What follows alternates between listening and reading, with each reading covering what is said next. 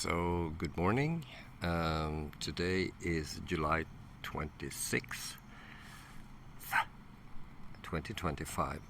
And I haven't been live for a couple of days due to social events, which was, I think, very nice. And I urge people to do the same thing.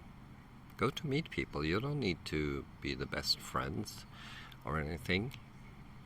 Just join different social communities, talk, exchange stuff, So anyway, I also invite people to these social events, and because of what I've been doing here in Finland for many years, I tend to have connection to decision makers. And I think this was on Tuesday, or was it yesterday or something like that? I think it started in Tuesday, that we talked about food and health.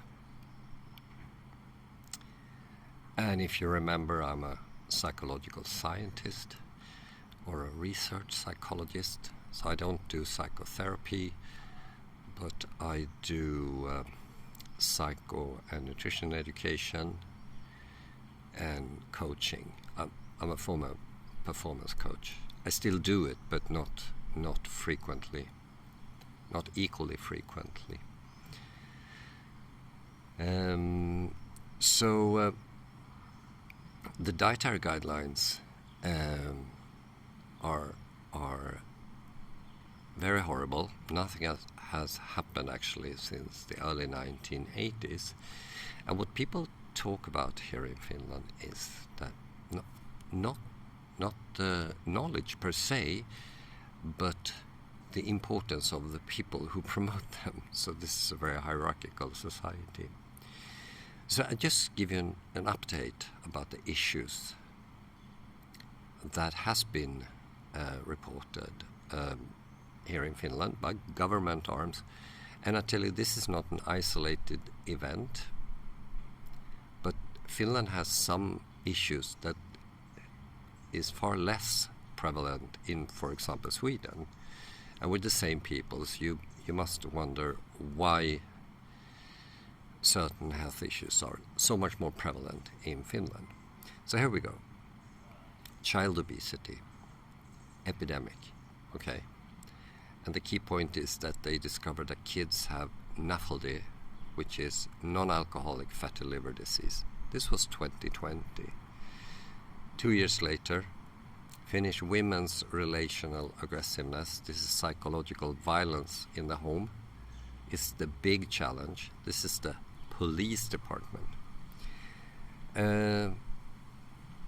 Too many Finnish school kids fail reading comprehension and numeracy.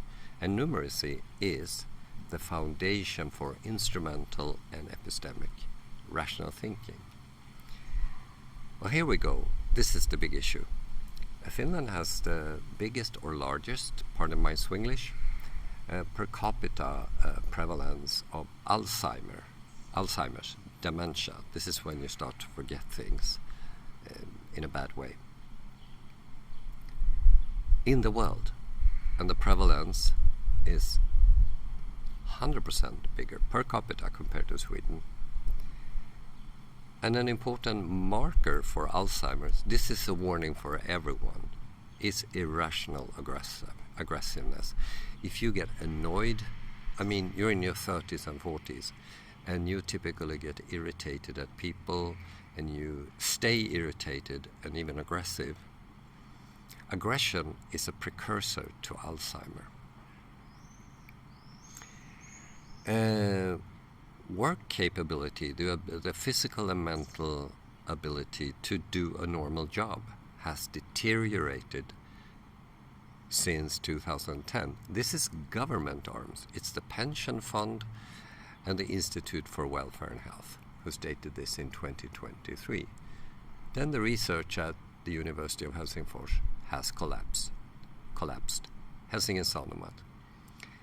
entrepreneurship and innovative thinking has hit rock bottom. Why is Sweden doing so much better?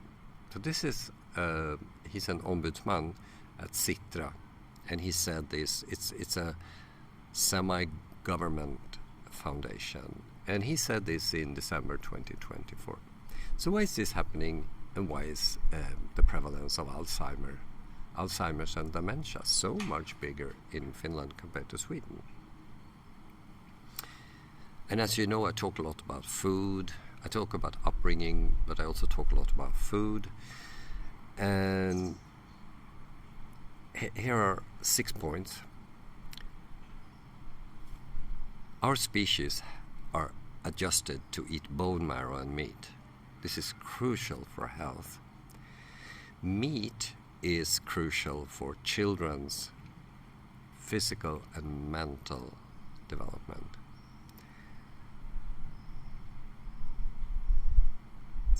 People who abstain from